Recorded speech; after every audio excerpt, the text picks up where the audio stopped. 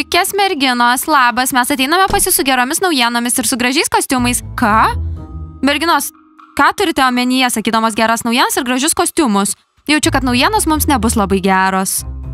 Na, jūs esate atsakingos už šią sodybą, todėl paruošite naujametinį spektaklį. Kostiumai jums, paimkit.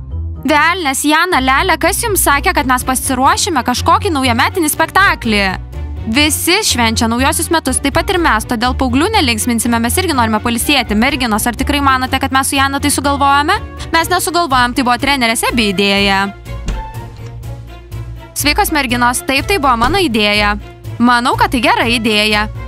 Nes kas kitas, jei ne jūs. Galite dainuoti, šokti. Taigi aš maniau, kad jūs padarysite naujųjų metų pasirodymą geriausiai iš visų. Taigi, zuikės, persirinkit.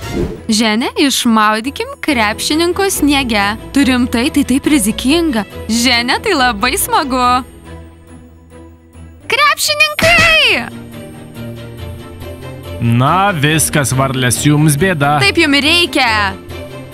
Palaukit, ar varlės jūs ką tik apmėtė, kol turėjom repeticiją? Einam pasikalbėti su jomis.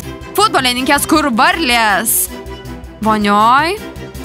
Merginos, gal nereikia to daryti? Reikia, krepšininkai, reikia.